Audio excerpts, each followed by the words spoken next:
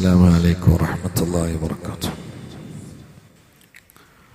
أعوذ بالله من الشيطان الرجيم. بسم الله الرحمن الرحيم. أم حسبت أن أصحاب الكهف والرقيم كانوا من آياتنا عجبا. صدق الله العظيم. കഴിഞ്ഞ ദിവസം ഈ ആയത്തും മുമ്പിലുള്ള ആയത്തും തമ്മിലുള്ള ബന്ധമാണ് പറഞ്ഞത്. ഖുർആന്റെ സൗന്ദര്യം അറിയണമെങ്കിൽ അങ്ങനെ പഠിക്കണം. ഓരോ ആയത്തുകളും തമ്മിൽ പരസ്പരം ബന്ധിച്ചതാണ്. കഴിഞ്ഞ ദിവസം വിശാലമായി പറഞ്ഞു. ഇനി ആയത്ത് ഇറങ്ങാനുള്ള പശ്ചാത്തലം സബബുൻ നുസൂൽ എന്ന് പറയും. ഇറങ്ങാനൊരു കാരണം ഉണ്ടാവും. മക്കയിലുള്ള ആളുകൾ നബി സല്ലല്ലാഹു അലൈഹി വസല്ലമയെ കൊണ്ട് ആകെ ഇടങ്ങറായി എന്ന് പറഞ്ഞാൽ കുഫാറുകൾ ഒരു നിലയിലും കീഴ്പ്പെടുത്താനോ തോൽപ്പിക്കാനോ കഴിയാതെ അവരെല്ലാരും കൂടി മദീനയിലെ യഹൂദികളായ പണ്ഡിതന്മാരോട് ഇനി ഇയാളെ തകർക്കാൻ എന്താണ് ചെയ്യേണ്ടത് എന്ന ഒരാലോചന ഉണ്ടായി.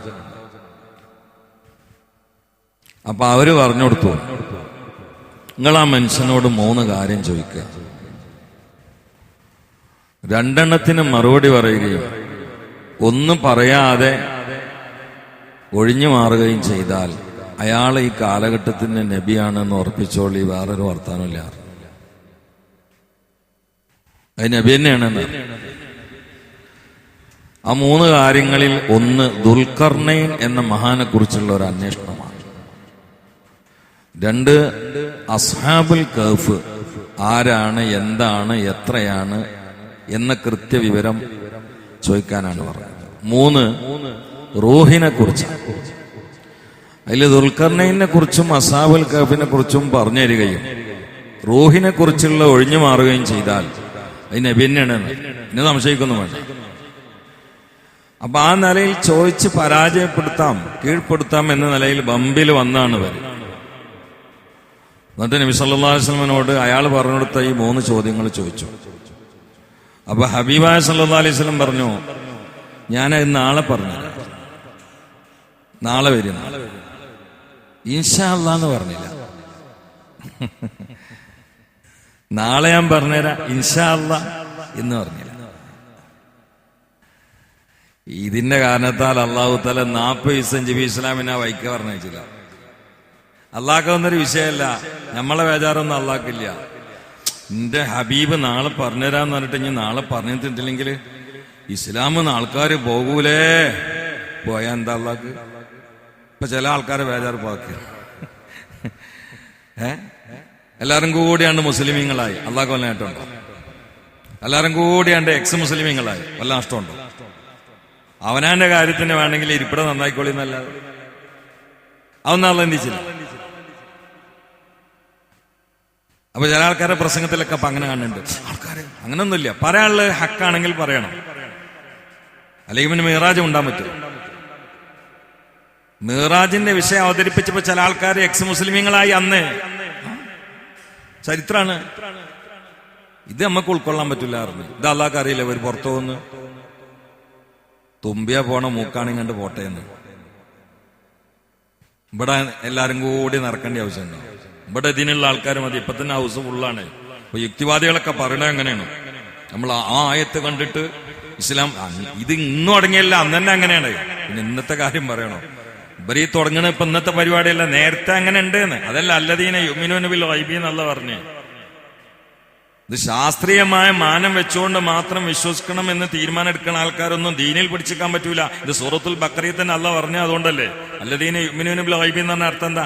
അദൃശ്യം എന്ന് മാത്രമല്ല അതിന്റെ അർത്ഥം, ശാസ്ത്രീയമായി തെളിയിക്കപ്പെടാൻ പറ്റാത്തതെന്നാണ് അതിന്റെ അർത്ഥം. അള്ളാഹു നമ്മുടെ ഈമാനൊക്കെ ഉറപ്പിച്ചേറ്റെ.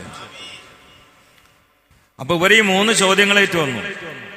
നാളെ പറഞ്ഞുതരാന്ന്, ഇൻഷാ അല്ലാഹ് എന്ന് പറഞ്ഞില്ല.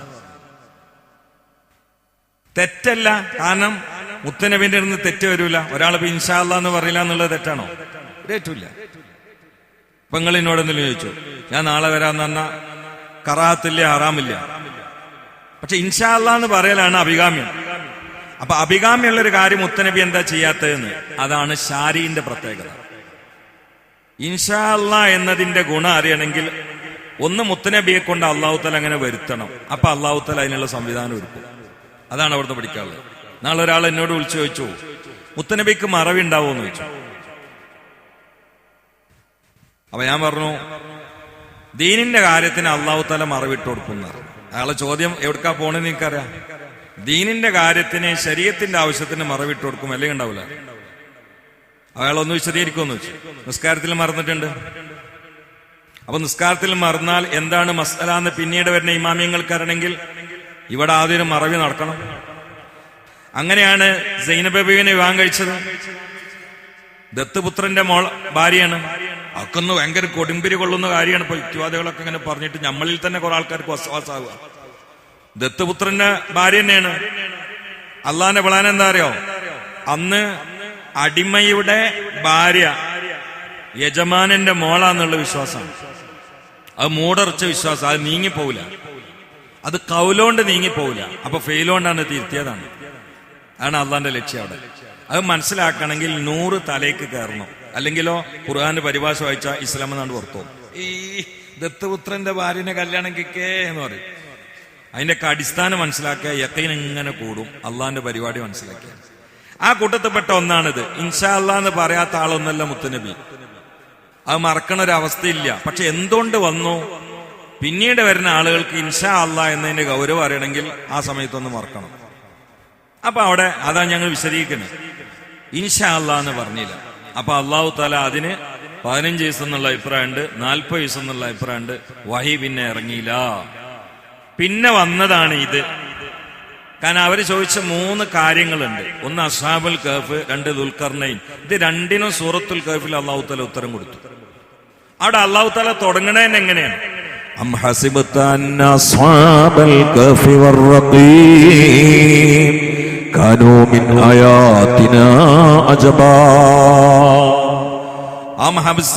അം ഹസിബത നിങ്ങൾ കരുതുകയാണോ? അന്ന അസ്ഹാബൽ കഹ്ഫി, കഹ്ഫിന്റെ 7 കുട്ടികള്. 7 എന്നുള്ള അള്ളാഹ് അംഗീകരിച്ച എണ്ണ കേട്ടോ. പിന്നീട് വരുന്നുണ്ട്. അപ്പൊ ഞാൻ അവിടെ വിശദീകരിക്കാം. മറ്റുള്ള എണ്ണങ്ങളെ കുറിച്ചൊക്കെ അള്ളാഹു തആല റജമം ബിൽ ഗൈബ് എന്ന് പറഞ്ഞു. 7നെ കുറിച്ച് പറഞ്ഞില്ല. അപ്പൊ 7 ആണെന്നുള്ളതാണ് ഖുർആൻ മനസ്സിലാക്കിയ ആളുകൾക്ക് എഴുതി വെച്ചിട്ടുള്ളത്. അപ്പൊ ആ അസ്ഹാബുൽ കഹ്ഫിനെ കുറിച്ചാണോ നിങ്ങൾ ധരിക്കുന്നത് നമ്മളെ വലിയൊരു അത്ഭുതമാണെന്ന് അപ്പൊ നിങ്ങൾ ധരിക്കുന്നത്? നിങ്ങൾ തന്നെ അതിനേക്കാളും വലിയ അത്ഭുതമല്ലേ യാ റസൂലല്ലാഹ്? നിനക്ക് സൂചനയുള്ള കിതാബുകൾ നോക്കിയാൽ വലിയ അത്ഭുത. ഖുർആൻ അങ്ങനെ അല്ലാതെ പഠിച്ച സൗന്ദര്യം കിട്ടില്ല. ഖുർആൻ ഒരു മാനുണ്ട്, ഒരു മുറാദുണ്ട്, ഒരു തഫ്സീറുണ്ട്, ഒരു തഅ്വീലുണ്ട്, ഇശാറത്തുണ്ട്. ഇതിനൊക്കെ കിതാബുണ്ട്. പരിഭാഷ നോക്കിയാൽ അതൊന്നും കിട്ടൂല. അതിനല്ലേ ഖുർആൻ ക്ലാസ് വെച്ച്. ഞാനിത് 5 നോക്കണ ആളാ. പിന്നെ ഓരോ ആയത്തുകളും തമ്മിൽ ബന്ധമുണ്ട്. ഈ ആയത്തും തമ്മിൽ എന്താ ബന്ധം? ഈ സൂറത്തും ആ സൂറത്തും തമ്മിലുള്ള ബന്ധം ഇതൊക്കെ മനസ്സിലാക്കിയാല് ഖുർആൻ കയ്യിൽ നോക്കൂല. ഭയങ്കര സാധനം. അപ്പൊ ഇതിലുള്ള സൂചനയെ കാണാം. നബിയെ ഒരു 600 കൊല്ലം മുമ്പ് 7 ചെറുപ്പക്കാര് ഗുഹന്റെ ഉള്ളില് ഇരുട്ടില് അവരുടെ ഈമാന്റെ വിശ്വാസ സംരക്ഷണത്തിന് വേണ്ടി ഇരുന്നതാണോ നിങ്ങൾ അത്ഭുതം? നിങ്ങൾ എന്നെ സ്നേഹിച്ചിട്ട് ജബലന്നൂറിന്റെ മുകളിൽ ഗുഹയിൽ പോയിരുന്ന ആളല്ലേ? അതിനേക്കാളും വലിയ അത്ഭുത പോലെ ഇരുന്നത്. ഓലുടെ വിശ്വാസം സംരക്ഷിക്കാൻ ഒരു ഹൽക്കിനെ പേടിച്ചിരുന്നതാണ്. ഹൽക്കാര ദിക്കിയാനുസ് രാജാവ്. അയാള് കൊല്ലുന്നു പേടിച്ചിട്ടാണ് അവരതിന്റെ ഉള്ളിലേക്ക് പോയത്. നിങ്ങൾ ജബലന്നൂറിന്റെ മേലെ പോയിരുന്നത് ആരെങ്കിലും കൊല്ലുന്നു പേടിച്ചിട്ടാണോ? എന്നെ സ്നേഹിച്ചിട്ടല്ലേ? അപ്പൊ ഇതല്ല അതിനേക്കാളും വലിയ അത്ഭുതം. ഇതൊക്കെ അതിന്റെ ഉള്ളിൽ സൂചന ഉണ്ട്. ഈ സൂചനന്റെ ഉള്ളിലുള്ള ഈ പവിഴം മുത്തുണ്ടല്ല സൂചന, പറിച്ചെടുത്ത് കൊടുന്നിട്ട് എഴുതിച്ച കിതാബുകളുണ്ട്. അത് നോക്കിയാൽ ഭയങ്കര രസമാണ്. നിങ്ങൾ എന്തിനാണെന്ന് ഒരു 600 കൊല്ലം മുമ്പ് 7 ആൾക്കാർ ഗുഹന്റെ ഉള്ളില് ഒരു ഹൽക്കിനെ പേടിച്ച് അവരുടെ വിശ്വാസ സംരക്ഷണത്തിന് പോയിരുന്നതൊക്കെ വലിയ കാര്യമായി കണക്കൂട്ടണ്. നിങ്ങൾ ജബലന്നൂറിന്റെ മേലെ പോയിട്ട് ഭാര്യയും കുട്ടികളൊക്കെ ഉണ്ടാകുമ്പോ ആ ഗുഹന്റെ ഉള്ളിൽ പോയിരുന്നില്ലേ? അതിനേക്കാളും വലുതപ്പ അസ്ഹാബുൽ കഹ്ഫിന്റെ ഗുഹ. അല്ലാഹു ചോദിക്കാണ്, നിങ്ങൾ അതിന്റെ ഉള്ളിലിരുന്ന രാജാവിനെ പേടിച്ചിട്ടല്ലല്ലോ. നിങ്ങൾ അതിന്റെ ഉള്ളിൽ പോയിരുന്നത് വിശ്വാസ സംരക്ഷണത്തിന് വേണ്ടിയിട്ടാണോ? നിങ്ങളെ വിശ്വാസം തകരൂലല്ലോ. നിങ്ങൾ എന്തിനാ മലന്റെ മേലെ? ഇവിടെ ഫാത്തിമ മോളുണ്ട്, ഖദീജാബിയുണ്ട്. ആ ഭാര്യനെയും കുട്ടീനെ ഇട്ടിട്ട് എന്തിനാണ് മലന്റെ മേലെ പോയിരുന്നത്? എന്നെ സ്നേഹിച്ചിട്ടല്ലേ? അതിനേക്കാളും വലിയ അത്ഭുതം അപ്പൊ അസ്ഹാബുൽ കഹ്ഫ് മലന്റെ മേലെ പോയിരുന്നത്. എന്താണ് അതിന്റെ ഉള്ളിൽ ആ പ്രണയത്തിന്റെ സൗന്ദര്യ സൂചന എന്നറിയങ്ങള്? أم حسبت أن أصحاب الكهف والرقيم كانوا من آياتنا عجبا.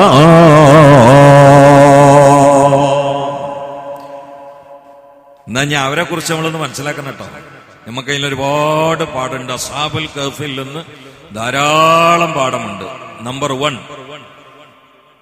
ദുരാചാരം നടത്തുന്നത് ഭൂരിപക്ഷമാണെങ്കിലും എതിരെ ചിന്തിക്കാൻ പറ്റണം എന്നുള്ളതാണ്.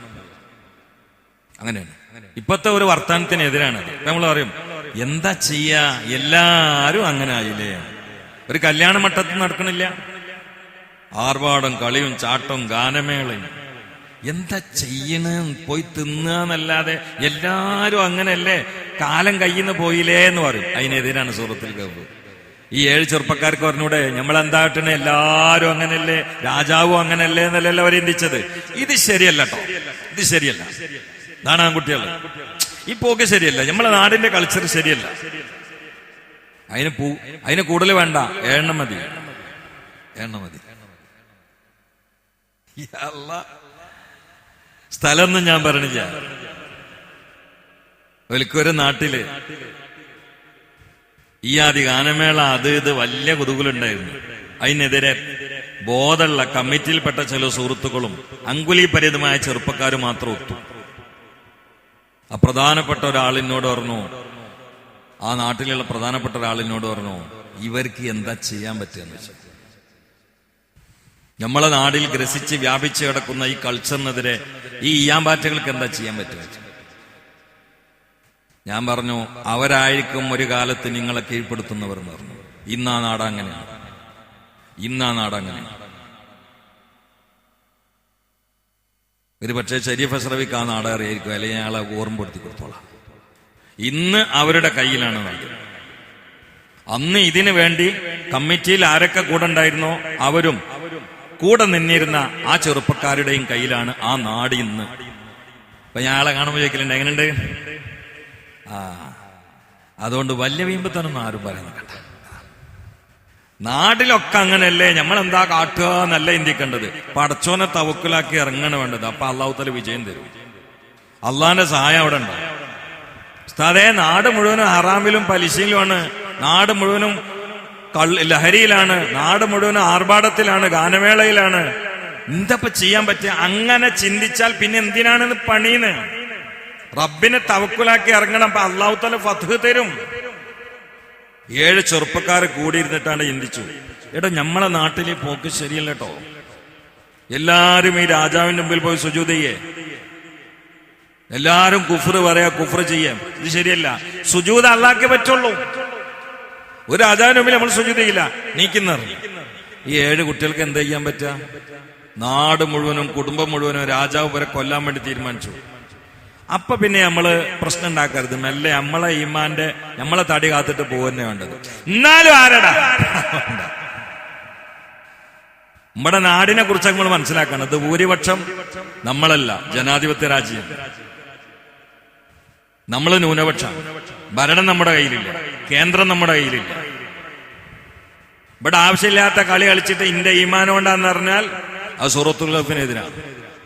എന്താ അവർക്ക് ഈമാനില്ലേ? നോൽക്കാണ്ട് കത്തിയും പടി എടുത്ത് പുറത്തിറങ്ങിയ പോരെ. അങ്ങനെ ഇന്ത്യക്കാലം ഓൽക്ക് അള്ളാന്റെ സഹായം ഉണ്ടെങ്കിൽ എന്താ അവിടെ ആളെണ്ണം വരികയെന്നാണ് പറഞ്ഞ പോരെ. പറഞ്ഞില്ല. ഓരോരുത്തരെ തടി കത്തിട്ട് ഗുഹന്റെ ഉള്ളിൽ കണ്ടു വിളിച്ചു. അപ്പൊ നമ്മൾ എന്ത് പറയുകയാണെങ്കിലും ചെയ്യുകയാണെങ്കിലും അതുകൊണ്ടുള്ള ഗുണം നമ്മൾ മനസ്സിലാക്കണം. സൂറത്തുൽ കഹ്ഫിലെ 7 ആളുകൾ നമ്മൾ പഠിക്കണം. പിന്നെ അവരവരുടെ വിശ്വാസ സംരക്ഷണത്തിന് വേണ്ടി ഗുഹയാണ് അവർ പ്രാപിച്ചത്. പിന്നെ അഭികാമി അതാണ്. തടി വെറുതെ ആവശ്യമില്ലാതെ കെടുത്താൻ നിൽക്കണ്ടല്ലോ. അവർ 7 ആളുകൾ ഗുഹന്റെ ഉള്ളിൽ പോവുകയാണ്. പോകുന്ന സമയത്ത് അവർ ദ്വാരുന്നതാണ് അടുത്ത ആയത്തിൽ പറയുന്നത്. പോകുന്ന സമയത്ത് അവരുടെ പിന്നാലെ ഒരു നായയുണ്ട്, അതിൽ നിന്നും പഠിക്കണേ. ആ റഖീം എന്നതുകൊണ്ട് 7ഓ 8ഓ തഫ്സീറുകൾ ഞാൻ കണ്ടിട്ടുണ്ട്. അതിൽ പ്രധാനപ്പെട്ട ഒരു തഫ്സീറും ഹൃദയത്തിന് വല്ലാതെ സമാധാനമുള്ള ഒരു തഫ്സീറുമാണ് അത് പിന്നാലെ കൂടിയ ആ നായ തന്നെയാണ് എന്നുള്ളത്. റഖീം നായ. ഈ നായ ഏതാണ്? ഖുർആൻ അതിനെ കുറിച്ചൊന്നും പറഞ്ഞില്ല. ചില മഹാന്മാർ രേഖപ്പെടുത്തിയിട്ടുണ്ട് ഈ നായ ആ 7 ആളുകളുടെ കൂട്ടത്തിൽ ഒരു കർഷകൻ ഉണ്ടായിരുന്നു, അയാളെ നായയാണ്. പക്ഷെ ഖുർആൻ പറഞ്ഞത് അതിൽ ഒരാളെ നായ എന്നല്ല, എല്ലാരും കൂടി നായ എന്ന് പറഞ്ഞത്. വസാമിനുഹും കൽബു അഹദിഹിന്നല്ല, കൽബുഹും. അവരിൽ എട്ടാമത്തത് ഓല നായണേന്ന്. ഓല എല്ലാരും കൂടി നായല്ലല്ലോ, ഒരാളെ നായല്ലേ. എന്നിട്ട് ഓല നായണെന്ന് പറഞ്ഞു. കാരണം എന്താ കൂടെ കൂടിയ പിന്നെ ഒക്കെ ഒന്ന് തന്നെ.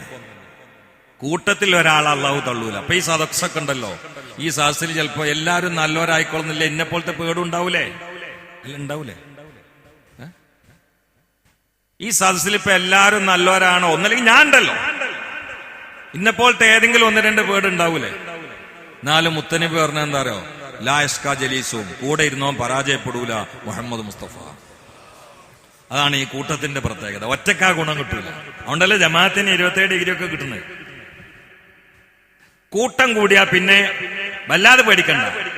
ആ കൂട്ടത്തിൽ ആ സുഹൃത്തിൽ പങ്കെടുത്ത എല്ലാവരും കൊണ്ട് സ്വർഗത്തിൽ പോവാ. ഒരാൾ അല്ലാണ്ട് ഒഴിവാക്കുക, അങ്ങനെ ഉണ്ടാവില്ല. വട്ടേന്ന് അവരെ കൂടി പോകുമ്പോ അയാളെ സൈഡിൽ ഉണ്ടായിരുന്നില്ല, വോട്ടാണ്ട് വോട്ടെ. ലാ യഷ്കാ ജലീസും, ഇരുന്നോം പരാജയപ്പെടൂല മുഹമ്മദ് മുസ്തഫ. നമ്മളെ ഈ സാസല്ലാഹു സ്വർഗത്തിൽ എത്തിച്ചേട്ടെ. 7 ആളുകൾ ഒന്ന് നായ വർഗം മാറിയിട്ടുണ്ട്. അതുപോലെ അള്ളാഹു തആല ഇസ്തസ്ന എഴുതിയില്ല. വസാമിനഹും, എന്താണ് ആ വാക്കൊക്കെ? വസാമിനഹും, അവരിൽ 8ാമത്തത്. മനുഷ്യന്മാരെ കൂട്ടത്തിൽ വർഗം മാറിയ ഒരു സാധനത്തിനാണ് കയറ്റി. മനുഷ്യന്മാരെ കൂട്ടത്തിൽ വർഗം മാറിയ തൊട്ടാൽ 7 പ്രാവശ്യം കഴുകണമെന്ന കട്ടായ മസാലുള്ള അയിനുന്നജസായ ഒരു സാധനത്തിനുള്ളിൽ കൂടിയാണ് കയറ്റി. ഓലിൽ 8ാമത്തത് കൽബുഹും, അവരുടെ എല്ലാരും കൂടെ നായാണ്. എല്ലാരും കൂടി നായല്ല, ഒരാളെ നായാണ്. പക്ഷെ കൂട്ടത്തു കൂടിയ ഒക്കെ ഒന്ന് തന്നെയാണ്. ഞാനേക്ക് എങ്ങനെ യാത്ര ചെയ്യുമ്പോഴേ വണ്ടിയിൽ നിന്ന് ഇങ്ങനെ കണ്ട് തിരുവനന്തപുരത്ത് നിന്ന് വരുന്ന ഒരു KSRTC ബസ്, അതിന്റെ ബാക്കിൽ ഒരു ബനിയൻ തൂക്കിട്ടിരുന്നു. ഞാൻ അൽഹംദുലില്ലാ കഴിച്ചിലായി. നിങ്ങൾക്ക് എന്താ മനസ്സിലായത്? നിങ്ങൾക്ക് എന്താ മനസ്സിലായത് കൃത്യമായിട്ട് ഒരാൾ പറഞ്ഞാൽ ഇന്ന് രാവിലത്തെ നാസ്ത, ഉച്ചക്കത്തെ ചോറും രാത്രിക്കത്തെ ഭക്ഷണം എന്റെ വക. മൂല്യന്മാരെ പറയരുത്. മമ്മൂട്ടിയൊക്കെ റെഡി, 3 നേരത്തെ ഭക്ഷണം എന്റെ വക, നിങ്ങൾക്ക് ഇഷ്ടമുള്ള കഴിക്കാം. ഇതിന്റെ ഞാൻ മനസ്സിലാക്കിയത് പറയണം, നിങ്ങൾ എന്തെങ്കിലും പറഞ്ഞിട്ട് കാര്യം. എന്നിട്ട് തരുന്നിട്ട് ഇന്റെ അടുത്ത് ഞാനിത് കണ്ടേക്കാം അൽഹംദുലില്ലാ. കാരണം എന്താ അറിയോ? ഇത് തിരുവനന്തപുരത്ത് നിന്ന് ഏതോ ഒരു ബംഗാളിയോ അണ്ണാച്ചോ തൂക്കിയതാണ് KSRTC ബാക്കിൽ. നീ ബസ് പോണോടത്തൊക്കെ ഇതുണ്ടാവും. ഇതാപ്പ നമ്മളെ പരിപാടി. നമ്മള് വലിയ മുന്തിയ ആൾക്കാരെയും മുന്തിയ ആൾക്കാരെ ബാക്കിലാണ്ട് മഹബത്തോണ്ട് തൂങ്ങിയാൽ അവർ പോണോടത്തൊക്കെ നമ്മളും ഉണ്ടാവും. അതിനെ ഞാൻ അൽഹംദുലില്ലാ പറഞ്ഞു. അതാണ് ഇതിന്ന് പഠിക്കാനുള്ളത്. നായ വർഗം മാറിയ സാധനമാണ്. 7 പ്രാവശ്യം കഴുകിയാലേ അതിന് 1 പ്രാവശ്യം മണ്ണിട്ട വെള്ളം കൊണ്ടാവണം. ഇനിയിപ്പോ അത് 3ആണോ 7ആണോ ആയുഷ്കാലം ഒന്നും പോടാൻ വേണ്ടിട്ട് അതൊക്കെ വേറെ ചർച്ചകളാണ്. ഏതായാലും അങ്ങനത്തെ ഒരു സാധനം നാളെ സ്വർഗത്തിൽ ഇവരുടെ കൂടെ ഉണ്ടാകുമെന്നാണ്. ഈ നായ നാളെ സ്വർഗത്തിൽ ഉണ്ടാവും. കൂനി തുറാബ എന്നാണ് പറയുമ്പോ ഓരോ നായ്ക്കളും മണ്ണാവും. ഈ നായ പിടിച്ചു പോകും, മണ്ണാവൂല. എന്തേ കാരണം? ഈ നായക്ക് അള്ള പൊരുത്തപ്പെട്ട 7 ആൾക്കാരോട് മഹബത്തുണ്ട്. യാ അല്ലാ, മഹബത്തിനൊന്നും ചോദ്യം ചെയ്യണ്ട, നാളെ അപകടം വരും. അപ്പൊ ചില ആൾക്കാർ ചോദിക്കണ മഹബത്ത് ഉണ്ടായാൽ മതി, മഹബത്ത് ഉണ്ടെങ്കിൽ ഇത്തിബാ ഉണ്ടാവും, അതതിന്റെ കണക്ക്. അനുരാഗം ഉണ്ടെങ്കിൽ അനുകരണം ഉണ്ടാവും, അതാർക്കാ തിരിയാത്തത്? ഇന്നിപ്പോ ഈ കുട്ടികളെ ബനിയനും കളറും മുടിയും ഇതൊക്കെ എന്താ? അവര് മനസ്സിൽ പൂജിക്കുന്ന ആളുകളെ കോപ്പിയടിക്കാണ്. അതാർക്കാ അറിയാത്തത്? എനിക്ക് റസൂലുള്ളാഹിനോട് മഹബത്തുണ്ടോ? നിനക്ക് ആ സുന്നത്ത് എടുക്കാൻ കഴിയും. നീ ജമാഅത്ത് നഷ്ടപ്പെടുത്തൂല, റവാത്തിബ് ഒഴിവാക്കൂല, പലിശ നക്കൂല. അത് അതിന്റെ ലാസിമായ കാര്യമാണ്. മഹബത്ത് ഉണ്ടെങ്കിൽ ഇത്തിബാ ഉറപ്പാണ്. പക്ഷെ ഇത്തിബാ ഉണ്ടെങ്കിൽ മഹബത്ത് ഉണ്ടായിക്കൊള്ളണമെന്നില്ല. ഉദാഹരണം ഞാൻ പറയാം. ഒരു മാഷോട് അല്ലെങ്കിൽ ഉസ്താദിനോട് നല്ല സ്നേഹമാണെങ്കിൽ കുട്ടി പഠിക്കും, ഉസ്താദിനനുസരിച്ചോട് ജീവിക്കും, പറഞ്ഞേ കേൾക്കും ചെയ്യും. സ്നേഹം ഉണ്ടെങ്കിൽ പറഞ്ഞേക്കും, പറഞ്ഞത് കേട്ടോണ്ട് സ്നേഹം ഉണ്ടായിക്കൊള്ളണമെന്നില്ല. കുട്ടികള് ചൂരൽ കഷായം പേടിച്ചിട്ടോ സ്കൂളിൽ നിന്ന് പുറത്താക്കുമെന്ന് പേടിച്ചിട്ടോ മാഷെ പേടിച്ചിട്ടോ കുറെ കുട്ടികള് വീട്ടിൽ നിന്ന് മെനക്കെട്ടിട്ട് പഠിക്കും.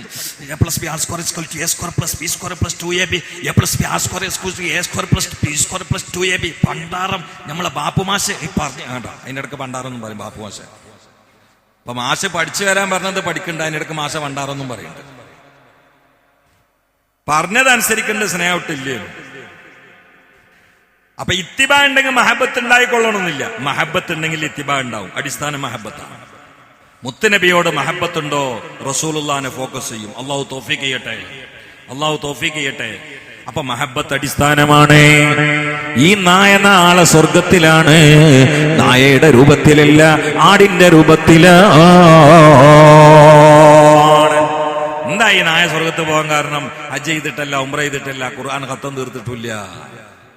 നായ പറഞ്ഞു, ഇവര് കുറെ ആട്ടി, നീച്ചി പൊയ്ക്കോ, പോ, കല്ലെടുത്തെറിഞ്ഞു പോ. നായ പറഞ്ഞു, ഇന്നെ ഒഹിബു അഹിബ അല്ലാ, നിങ്ങൾ അള്ളാന്റെ ആൾക്കാരല്ലേ, നിങ്ങളോട് നമുക്ക് ഇഷ്ടമാണ് പറഞ്ഞു. അങ്ങനെ നായ വരോ, നിങ്ങൾ വരും, ഞാൻ കാണിച്ചാൽ എന്റെ മൊബൈലുണ്ട് നായന്റെ സംസാരം. അമേരിക്കയിൽ പാട്ട് പാടുന്ന നായനെ ഞാൻ മൊബൈലിൽ കണ്ടിട്ടുണ്ട്. ഇയാള് മ്യൂസിക് എടുത്തിട്ട് നിൽക്കും പൊരക്കാരൻ. ഇയാളെ മ്യൂസിക് മാറിയാ നായ പാട്ട് മാറ്റും. മ്യൂസിക്കിനനുസരിച്ചുകൊണ്ട് പാട്ട് പാടുന്ന നായനെ ഞാൻ എന്റെ ജീവിതത്തിൽ ഇപ്പൊ എടുത്ത് കണ്ടിട്ടുണ്ട്. അപ്പൊ നായ സംസാരിക്കൊന്നും ചോദിക്കണ്ട. ഇന്ന് പരിശീലിപ്പിച്ച് സംസാരിക്കുന്ന നായ നിങ്ങൾക്ക് കാണണോ? തിരുവനന്തപുരത്തുണ്ട്. സംസാരം മനസ്സിലാകേണ്ട കീരി നിങ്ങൾക്ക് കാണണോ? ഞാൻ ഇന്നലെ കണ്ടിട്ടുണ്ട് ഒരു കീരി. പുരക്കാരൻ എന്ത് പറഞ്ഞാലും മനസ്സിലാവും. അതിനിടയ്ക്ക് പുരക്കാരൻ പറയും കീരിനോട്, ഒരു ഉമ്മച്ചുണ്ടാ, കീരി ഉമ്മച്ചൊരു ഉമ്മച്ചു കൊടുക്കാത്ത കാലത്ത് കീരി ഉമ്മച്ചു കൊടുക്കും. അപ്പൊ ഇന്നതൊക്കെ കാണുന്ന നമുക്ക് അന്നൊരു നായ സംസാരിച്ചെന്നുള്ള അത്ഭുതമാണോ? നായയാണോ? നമ്മളെ വണ്ടി നമ്മളോട് സംസാരിക്കണില്ല, ബെൽറ്റിലായിരുന്നോക്കാണ് കീ കീ കീ കീ. ഒരു സുഖം എന്ന് പറഞ്ഞ ഈ സാധനം തരൂല സംസാരിക്കുന്നതിൽ. ഞാൻ എന്തിനാ പറഞ്ഞത്? നായ സംസാരിക്കേ, അങ്ങനൊന്നും അന്താളി പോകണ്ട, അതൊക്കെ അതിന്റെ മേലിൽ നടത്തും. നായ പറഞ്ഞു, ഇന്നി ഒഹിബു അഹിബ അല്ലാ, നിങ്ങൾ അള്ളാന്റെ ആൾക്കാരല്ലേ, നിങ്ങളോട് എനിക്ക് ഇഷ്ടമാണ് എന്ന് പറഞ്ഞു. ഈ മഹബത്ത് കൊണ്ട് നായ നാളെ സ്വർഗത്ത് കടക്കും. നായ മാത്രല്ല, സ്വർഗത്ത് പോണ ചില ജീവികളെ കേട്ടോളൂ. നായ പോകും, സ്വാലിഹ് നബിയുടെ ഒട്ടകം പോകും. ആ ഒട്ടകത്തിന് അർത്ഥ ആൾക്കാരാണ് ലോകത്തെ ഏറ്റവും വലിയ തമ്മാടികൾ എന്ന് നബിയുനാ റസൂലുള്ളാഹി. കാരണം ഒരു മോചിതത്തിനെ പിച്ച് ചീന്തിയ ആളുകളാണ് ഈ ലോകത്തെ ഏറ്റവും വലിയ തമ്മാടികൾ. മോചിതത്തിനെ പിച്ച് ചീന്തുന്ന ആളുകളാണ്. അള്ളാഹു കാത്തിരക്ഷിക്കട്ടെ. അപ്പോ സ്വാലിഹ് നബിന്റെ ആ ഒട്ടകം സ്വർഗത്തിലുണ്ടാവും. മുത്തനബി ഇടക്കിടക്ക് സഞ്ചരിച്ചിരുന്ന ഒരു ഒട്ടകം ഉണ്ടായിരുന്നു, അത് നാളെ സ്വർഗത്തിലാണ്. സുലൈമാൻ നബിയുടെ ഹുദ്ഹുദ് അത് സ്വർഗത്തിലാണ്. അൽ-കഹ്ഫിലെ 7 ആളുകളെ പിന്തുടർന്നവനെ സ്നേഹിച്ച പിന്നാലെ കൂടിയ നായ അതും സ്വർഗത്തിലാണ്. നിങ്ങളൊന്ന് പറയും, ഈ ബുദ്ധിയില്ലാത്ത ഈ സാധനങ്ങളെ മുഴുവനും മഹാന്മാരുമായി ബന്ധപ്പെട്ട കാരണത്താൽ അള്ളാഹു തആല സ്വർഗത്ത് കണ്ട് കയറ്റുമ്പോ മുത്തനബിയായിട്ട് കൽബോണ്ട് ബന്ധപ്പെട്ട നമ്മളെ നിങ്ങൾ വേണ്ട, നിങ്ങൾ നരകത്ത് പോയി എന്നുള്ള പറയാം. നായ, മരക്കൊത്തി, ഒട്ടകം, ഇതിനൊക്കെ അള്ളാഹു തആല സ്വർഗത്ത് കയറ്റാ. പൊയ്ക്കോളി, നിങ്ങളൊക്കെ മഹാന്മാരെ കൂടെ ചേർന്ന ആൾക്കാരെല്ലാം പൊയ്ക്കോളി എന്ന് പറയാം. അപ്പൊ നമ്മൾ ഇങ്ങനെ പൊട്ടും പൊടിയേറ്റ് വരുമ്പോ വേണ്ട ജിങ്ങട്ടെന്നോ, അത് പറയില്ല. അള്ളാഹു നമ്മളെ മഹാന്മാരെ സ്നേഹിച്ച് ഫോക്കസ് ചെയ്ത കാരണത്താൽ സ്വർഗത്ത് കണ്ട് പോയിക്കോ. ഇബാദത്ത് പോലും കൂടുതൽ നമുക്ക് ചെയ്യാൻ കഴിയില്ല. ഷാഫി, നമ്മൾ മദ്ഹബിന്റെ ഇമാം ഷാഫി ഇമാമ ഒരു ദിവസം ഒരു ഖത്തം തീർക്കും. റമളാനിൽ 2 ഖത്ത് ഒറ്റ ദിവസം. ഇസ്തിംബാത്തിന് വേണ്ടി, ഇജ്തിഹാദിന് വേണ്ടി നോക്കുന്നത് വേറെ. അതന്നെ ഈ ഖത്തം തീർക്കുന്നതിനെ കുറിച്ച് ഞാനൊരു കിതാബ് കണ്ടിട്ടുണ്ട്. അത് മുഴുവനും അവരുടെ സുന്നത്ത് നിസ്കാരത്തിലായിരുന്നു. അപ്പൊ റമളാനിൽ 2 ഖത്തം പൂർത്തിയാക്കുന്ന രൂപത്തിൽ സുന്നത്ത് നിസ്കരിച്ചിരുന്ന ആളാണ് നമ്മളെ മദ്ഹബിന്റെ ഇമാം. നമ്മൾ തറാവീക്ക് കാൽമ കൊയ്ന കാണിക വരൂല, 30 ദിവസം വരൂല. എന്നാ ഷാഫി ഇമാമിനെ ഈ 2 ഖത്തം തീർത്തിട്ട് സുന്നത്ത് നിസ്കരിക്കുന്ന സമയത്ത് പൈൽസ് ഉണ്ട്. നെഞ്ചിന്റെയും പൊക്കലിന്റെ ഇടയിൽ 12 സോക്കട് ഉണ്ട്. ഈ ഇത്ര പീസിന്റെ ഇടയിൽ 12 സോക്കട്. ചെറിയ സോക്കടല്ല, മാരക രോഗങ്ങൾ. ആ സമയത്താണ് 2 ഖത്തം തീർക്കുന്ന രൂപത്തിൽ സുന്നത്ത് സ്കരിച്ചിരുന്നത്. അള്ളാഹു അവർക്ക് ദർജ കൊണ്ട്, അവരുടെ ബർക്കത്തോണ്ട് നമ്മൾ നന്നാക്കി തെറ്റ്. അപ്പൊ അവരൊക്കെ സ്നേഹിച്ച് പരമാവധി എടുത്തിട്ട് പോകാനേ ഈ ലാസ്റ്റ് കെട്ട പുകയിൽ നിൽക്കുന്ന ആഖിർ സമാനെ നമുക്ക് പറ്റുള്ളൂ. അതും ഇല്ലാതായാലോ കൈവിട്ട കേസാണ്. അള്ളാഹു കാത്തുരക്ഷിക്കട്ടെ. ഇതിൽ നിന്ന് അർത്ഥം വെച്ച് പോയല്ല, ഓരോ വാക്കുന്നും ഗുണപാഠ നിർഭരമായ സൂചനകളാണ്. അത് ചേർത്തി പിടിച്ചിട്ട് വേണം ഖുർആൻ കൊണ്ട് യാത്ര ചെയ്യാൻ. ഇന്ന് ഈ ആയത്തിൽ നിന്ന് പഠിക്കാനുള്ളത് ഈ കാര്യങ്ങളൊക്കെയാണ്. നിങ്ങൾ അതിൽ അത്ഭുതപ്പെടേണ്ട. നിങ്ങൾ 6 തവറിൽ പോയിരുന്നത് രാജാവിനെ പേടിച്ചിട്ടൊന്നുമല്ല, എന്നെ സ്നേഹിച്ചിട്ടാണ്. അതിനേക്കാളും വലിയ അത്ഭുതം, 10,000 ആൾക്കാർ ഗുഹന്റെ ഉള്ളിൽ പോയിരുന്നാലും നടക്കൂല. പിന്നെ അവരുടെ അത്ഭുതങ്ങൾ പറഞ്ഞു കൊടുക്കുകയും ചെയ്തു. അതിൽ നമുക്ക് പഠിക്കാനുള്ളത്, കാലം എത്ര മോശമായാലും, നാട് വൃത്തികേടുകളിലും മോശപ്പെട്ട കൾച്ചറിലാണെങ്കിലും പറയാനുള്ളത് നാവുകൊണ്ട് പറയണം, ചിന്തിക്കാളെ ചിന്തിക്കും വേണം. അല്ലാതെ ഒഴുക്ക വെള്ളത്തിൽ ഒഴുകുന്ന ചണ്ടിയെ പോലെ നാടൊക്കെ അങ്ങനെയാണ്, അപ്പൊ നമ്മളെ പറയലും ഗാനമേള, നമ്മളും പലിശ, ഇതിപ്പോ പലിശന്ന് മാറി നിന്നിട്ട് എന്താ കാര്യം, അവിടെ പലിശ അവിടെ പലിശ, അപ്പൊ ഞാനും പലിശ. അങ്ങനെയല്ല, നോന്ന് മനസ്സ് പറയണം, ഇത് ശരിയല്ല എന്നെ കിട്ടൂല എന്ന് പറയണം. അതാണ് സൂറത്തുൽ ഗഫിൽ നിന്ന് രണ്ടാമത് പഠിക്കാനുള്ളത്. അങ്ങനെ നമുക്കൊരിക്കലും തന്നെ നമ്മുടെ വിശ്വാസം നമ്മുടെ ഇബാത്ത് അനുസരിച്ചുകൊണ്ട് മറ്റുള്ളവരെ തിരുത്താൻ പറ്റൂല. അപ്പൊ ഒരു കല്യാണത്തിന് പോയി അവിടെ ആകെ ആഭാസവും ആർഭാടും ഗാനമേളയാണ്, നമ്മൾ പോയിട്ട് തിരുത്താൻ പറ്റൂലെങ്കിൽ നമ്മൾ അങ്ങോട്ട് പോവാതിരിക്കുക. അതാദ്യം പഠിക്കാനുള്ളത്. നമ്മളെ തടി കാക്കുക. പോയിങ്ങാണ്ട് പിന്നെ പ്രശ്നം അവിടെ പോയിങ്ങാണ്ട് ഞാനാണ് പോകും, ഞാൻ അടി ഉണ്ടാക്കും. അങ്ങനെയല്ല, അടി ഉണ്ടാക്കാൻ പോകരുത്. നമ്മൾ പോയി നമ്മളെ സാന്നിധ്യം കൊണ്ടും സംസാരം കൊണ്ടും അവിടെ തീരൂല എന്നുണ്ടെങ്കിൽ ആ ഭാഗത്തേക്ക് പോവാതിരിക്കുക. നമ്മളെ ഈമാൻ സംരക്ഷിക്കാൻ വേണ്ടി മെല്ലെ ഉള്ളിൽ കണ്ടു വലിയ ഇതൊക്കെ തന്നെയല്ലേ ഇതിന്ന് പഠിക്കാനുള്ളത്. അല്ലപ്പോ ചില ആൾക്കാരുണ്ട് കല്യാണ പന്തൽ പോയിട്ട് കയ്യേറ്റം ചെയ്യും. നിയമം കയ്യിലെടുക്കരുത്, ആർക്കും പറ്റൂല. നിയമം കയ്യിലെടുക്കാൻ ആർക്കും പറ്റൂല. നമ്മൾ തൊള്ളോണ്ട് പറയാം, ആചാര്യ ഇത് ശരിയല്ല, നിങ്ങളെ ഈ പുറകെ നടക്കുന്നത് ശരിയല്ല, ഈ ചോറ് കഴിക്കാൻ എന്നെ കിട്ടൂല. അല്ലല്ല, ഇപ്പൊ എല്ലാ ആചാര്യന്മാരെ വരിയില്ല അങ്ങനെ തന്നെയല്ലേ. കളർ മാറി ചോറ് കണ്ട അവിടൊക്കെ പോയിട്ട് കയ്യൂത്ത, എന്നിട്ട് അൽ ഫാത്തിഹ ദീനാണ്ട് പൊളിയില്ല. തലേന്ന് രഹന, തലേന്ന് കണ്ണൂർ സീനത്ത്, ഞാൻ അവരെ കുറ്റം പറയില്ല, അവരൊക്കെ കൂടി വന്നിട്ട് പാട്ടുപാട്. പിറ്റേന്ന് കോൽക്കളി, പുലിക്കളി, തോൽക്കളി, പിന്നെ എലികള്, കുറുക്കന്റെ മുഖം മൂടിയിട്ട് പുതിയാപ്പള, ഇതൊക്കെ കൂടി ഇരിക്കുമ്പോ ഒരാൾ പോയി കണ്ട് അൽ ഫാത്തിഹ ഇലാ ഹളറത്ത് ശൈഖ് മുഹീദ്ദീൻ എന്ന് പറഞ്ഞിട്ട് കുറെ ഇലാ ഹളറത്തിൽ വിടും. ദീന് പൊളിഞ്ഞോലേ. ഇബ്ലീസ് മുഹീദ്ദീൻ ശൈഖ് കൂടി ഒപ്പം ഒരു വേദിക്ക് വരില്ല. അള്ളാഹു കാത്തുരക്ഷിക്കട്ടെ. അതുകൊണ്ട് ഇതൊന്നും പറയാതിരുന്ന എന്റെ കടമ തീരൂല, അതുകൊണ്ട് പറയണം. ഇതൊക്കെ പറഞ്ഞിട്ടില്ലെങ്കിൽ നമ്മളെ പ്രസംഗം മുഴുവനാവൂല. എല്ലാരെയും രസിപ്പിക്കണ പ്രസംഗത്തിനും ഉത്പാദനവും നല്ലോണം കഴിയുന്ന ആളാണ് ഞാൻ. ഒരു കുഴപ്പമില്ല, നിങ്ങൾ ഇങ്ങനെ തോർക്കും. ആ കുട്ടി ആ ചങ്ങായിക്ക് ദീർഘായുസ് കൊടുക്കാണ് പഠിച്ചവനെ. അങ്ങനത്തെ പ്രസംഗം നമ്മളെടുത്തിട്ട് വേണോ? പക്ഷെ അതുകൊണ്ട് പ്രസംഗത്തിന്റെ കടമ ഇരുവല്ലോ, പറയാനുള്ളത് പറയണ്ടേ. നമ്മളെ പുരയിലെ കുട്ടികളോട് കല്യാണം നടക്കുമ്പോൾ പറയാം, മക്കളെ ബാപ്പയാണിത്, നിങ്ങൾ മക്കളാണ്, നാളെ കല്യാണമാണ്, എന്റെ പെങ്ങളെ ഇറക്കാണ്, എന്റെ മോളെ ഇറക്കാണ്, അതുകൊണ്ട് ഇനി മാതിരി ആവണം, ഇവിടെ വേണ്ടാത്തവരും നടക്കുക. കുട്ടികളോട് പറഞ്ഞ കുട്ടികൾ ഉൾക്കൊള്ളത് പറയില്ല, എന്ത് വന്നാലും വേണ്ടിയില്ല പറയില്ല. ഇങ്ങനെ പന്തലും കൊൽക്കണം, ഓഡിറ്റോറിയം കൊൽക്കണം, വണ്ടികളും കൊൽക്കണം, നാട്ടുകാരും കൊൽക്കണം, അതിനിടയ്ക്ക് വരുന്ന കാലേരും കൊൽക്കണം, പ്രസിഡന്റും കൊൽക്കണം. ഇതന്നെ കല്യാണതാണ്, ബ്രേക്ക് ഡാൻസ്. അള്ളാഹു കാത്തുരക്ഷിക്കട്ടെ, അള്ളാഹു കാത്തുരക്ഷിക്കട്ടെ. സൂറത്തുൽ കഹ്ഫ് അർത്ഥം വെച്ചാൽ പോരല്ലോ, ഇന്ന് പഠിക്കാനുള്ളത് പഠിക്കണ്ടേ. അള്ളാഹു തആല കാത്തുരക്ഷിക്കട്ടെ. അള്ളാഹു കാര്യങ്ങളൊക്കെ മിതമായി നല്ല രൂപത്തിൽ നടക്കുന്ന കൂട്ടത്തിൽ നമ്മളൊക്കെ ഉൾപ്പെടുത്തട്ടെ. ഇതിൽ നിന്നൊക്കെ അർത്ഥം മനസ്സിലാക്കുന്നില്ല, അപ്പുറം അതിന് പുറമെ അതിന് പാഠം ഉൾക്കൊണ്ടുകൊണ്ട് ജീവിതത്തിൽ നടപ്പിലാക്കാൻ അള്ളാഹു തൗഫീഖ് ചെയ്യട്ടെ. സല്ലല്ലാഹു അലാ മുഹമ്മദ് സല്ലല്ലാഹു അലൈഹി വസല്ലം, സല്ലല്ലാഹു അലാ മുഹമ്മദ് സല്ലല്ലാഹു അലൈഹി വസല്ലം. اللهم صل على محمد يا ربي صل عليه وسلم. الحمد لله رب العالمين حمدا يوافي نعمه ويكافئ مزيدا. اللهم صل على سيدنا محمد وعلى ال سيدنا مولانا محمد. പർസാനെ പറഞ്ഞു കേട്ട് നീ കബൂലാക്കണേ അല്ലാഹ്. ഹക്കായ കാര്യങ്ങൾ ഇഖ്ലാസോടെ പറയാനുള്ള താക്കത്തും നാവും ശേഷിയും ഭാഷയും ഓർമ്മയും ഇൽമും ഹിമ്മത്തും ഈമാനും നൽകണേ അല്ലാഹ്. അത് ഉൾക്കൊണ്ടുകൊണ്ട് പിന്നാലെ കുറെ സ്വാലിഹ്യങ്ങളെ തരണേ അല്ലാഹ്. ഏത് കാലത്ത് ഏത് നാട്ടിലും സ്വർഗത്തിലേക്കുള്ള സ്വാലിഹ്യങ്ങളുണ്ടല്ലോ, അവരൊക്കെ നമ്മളെ കൂടെ തരണേ അല്ലാഹ്. ഞങ്ങളെല്ലാരും കൂടി ഇനി സ്വർഗത്തിലാക്കി തരണേ അല്ലാഹ്. ഇനി എന്റെ ഹബീബിന്റെ ജിവാറിലാക്കി തരണേ അല്ലാഹ്. അള്ളാഹുവെ, ദീനിനു വേണ്ടി അധ്വാനിക്കാനും നിസ്വാർത്ഥ സേവനം, പ്രസംഗം, മധുവൊക്കെ പറയാൻ ആയുസ്സും ആരോഗ്യം ഞങ്ങൾക്കൊക്കെ നൽകണേ അല്ലാഹ്. അള്ളാഹു, ഇതിൽ കച്ചവടക്കാർ, മുത്താലിമ്യങ്ങൾ, ആലിമ്യങ്ങൾ, കൂലിപ്പണിക്കാർ, കഷ്ടപ്പെടുന്ന ആളുകൾ, പ്രവാസികൾ, യാത്രക്കാർ എല്ലാവരും ഉണ്ട്. എല്ലാവർക്കും ഖൈറും ബർക്കത്തും നൽകണേ അല്ലാഹ്. ഞങ്ങളെ ഈ ഉദ്യമം നീ വെറുതെ ആക്കല്ലേ അല്ലാഹ്. ഞങ്ങളെ അധ്വാനം നിഷ്ഫലമാക്കല്ലേ അല്ലാഹ്. ഞങ്ങളെ സംഗമം സങ്കടത്തിലാക്കല്ലേ അല്ലാഹ്. നാളത്തെ സന്തോഷത്തിനുള്ള സബബാക്കണേ അല്ലാഹ്. ഞങ്ങളിൽ നിന്ന് വിട പറഞ്ഞ് കബർ കിടക്കുന്ന മാതാപിതാക്കൾക്ക് പുറത്തു കൊടുക്കണേ അല്ലാഹ്.